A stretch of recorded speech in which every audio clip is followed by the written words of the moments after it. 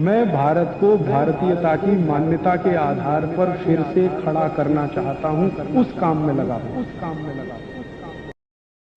Soybean के बारे में जो आखिरी प्रश्न उन्होंने कहा, प्रोटीन के बारे में और डायबिटीज के बारे में, दुनिया में अभी ऐसा कोई अध्ययन नहीं हो पाया है जिससे ये सिद्ध होता हो कि सोयाबीन से डायबिटीज ठीक हो सकता है।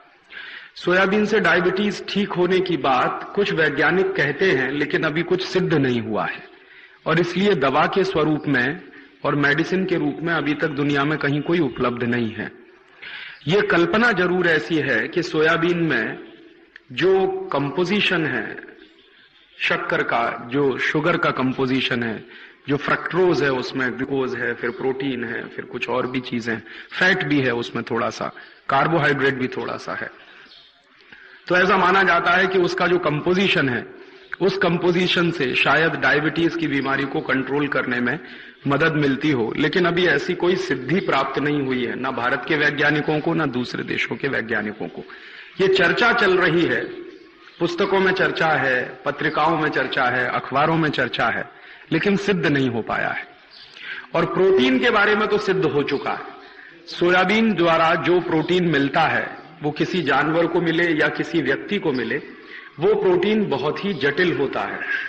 और जटिल प्रोटीन जो होता है, माने बहुत कॉम्प्लेक्स है वो प्रोटीन, और वो जल्दी से पचता नहीं है। माने हम दाल खाते हैं, दाल में से प्रोटीन हमको मिलता है, वो प्रोटीन जितनी आसानी के साथ शरीर में काम में आ जाता है, उतनी आसानी से सोयाबीन का निकला हुआ प्रोटीन शरीर में काम नहीं आता।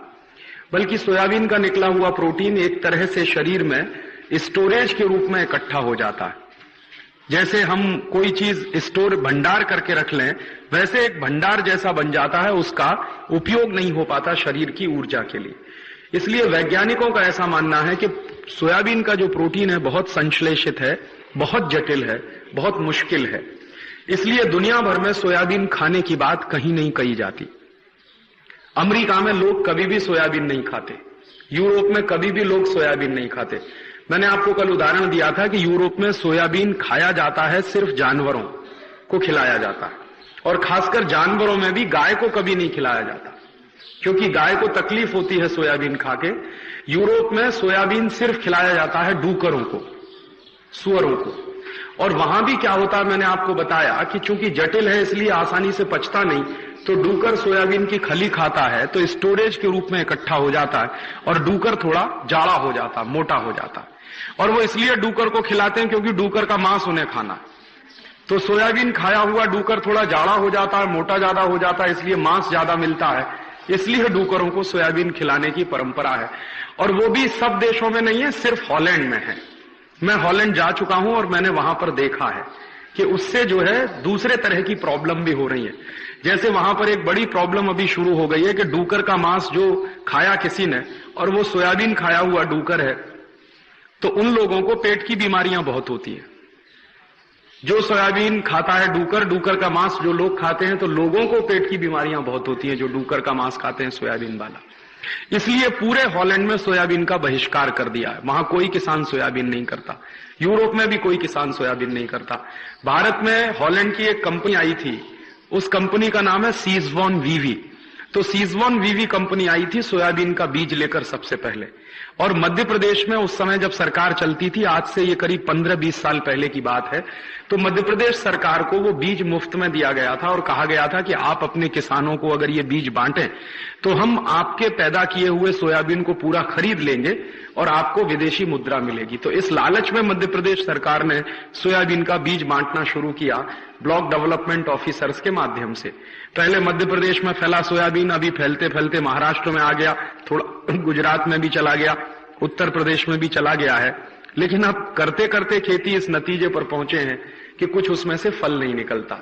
और ऐसे 100 से ज्यादा एग्रीमेंट साइन हुए हैं जिसमें हर साल इस देश में हजारों मीट्रिक टन कचरा आएगा उनके देश का और इस देश में डंप किया जाए। और एक बड़ा ऐतिहासिक दस्तावेज ऐसा ही है मेरे पास। हॉलैंड की एक कंपनी है सीजवॉन वीवी, उसके साथ मनमोहन सिंह ने एक एग्रीमेंट साइन किया। क्या एग्रीमेंट था कि हॉलैंड के सुअरों का गोबर 1 करोड़ टन हर साल हिंदुस्तान में लाके डंप किया जाए। ये एग्रीमेंट किया मनमोहन सिंह, और उसके दस्तावेज मेरे पास। क्यों किया है? तर्क क्या था मनमोहन सिंह का? तर्क यह था कि हॉलैंड के सुअरों का जो गोबर है वो क्वालिटी में बहुत अच्छा है। क्यों अच्छा है क्वालिटी में? तो वो तर्क दे रहे थे। जब हमने कहा कि ये आपने क्यों किया, तो एक दिन दिल्ली की एक मीटिंग में उन्होंने इस सवाल पर जवाब देते हुए कहा कि हमने इसलिए ये एग्रीमेंट साइन किया कि हॉलैंड के जो सुअरों का गोबर है वो बहुत अच्छा, क्वालिटी में बहुत अच्छा। और दूसरा क्यों अच्छा है? क्योंकि वहां के सुअर सोयाबीन खाते हैं।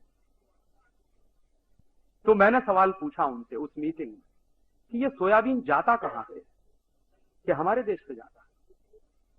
कहां से जाता है? मध्य प्रदेश से जाता है। आपको मालूम है इस देश में मध्य प्रदेश को पूरा सोयाबीन का बेल्ट बना दिया इसी ग्लोबलाइजेशन के चक्कर। तो क्या हो रहा है? सोयाबीन के लिए हजारों हजारों हेक्टेयर खेती बर्बाद कर दी गई।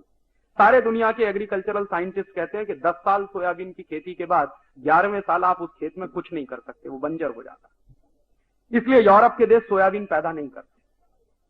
तो यूरोप के देश सोयाबीन पैदा नहीं करते, लेकिन हॉलैंड एक ऐसा देश है जो सुअरों को पालता है। मैंने हॉलैंड में देखा बड़े बड़े रेंच होते हैं पिग्स के। हमारे यहां रेंच होते हैं गाय के, उनके यहां रेंच होते हैं पिग्स के।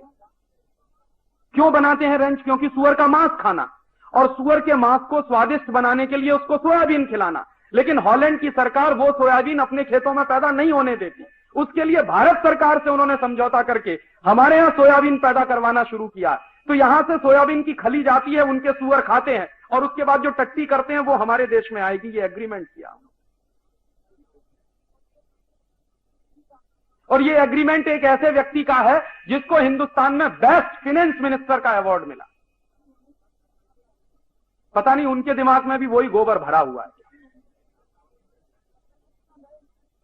और जब हम कोर्ट में गए ये सब बातें लेकर और मनमोहन सिंह को लगा कि अब फंसने वाले हैं और जवाब नहीं देते बन रहा था उनको, कोर्ट ने नोटिस इशू कर दिए थे। इसको हमने पब्लिक इंटरेस्ट पिटीशन बनाया था। तो मनमोहन सिंह ने फिर बाद में प्रेशर में आके वो एग्रीमेंट कैंसिल किया।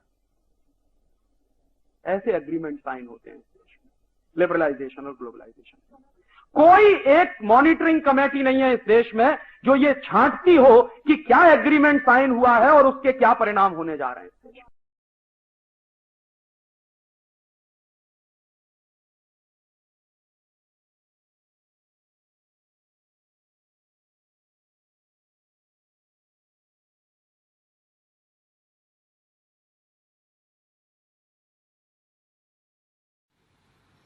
दोस्तों सबसे पहले तो चैनल सब्सक्राइब करें, फिर लाइक, कमेंट और शेयर करें।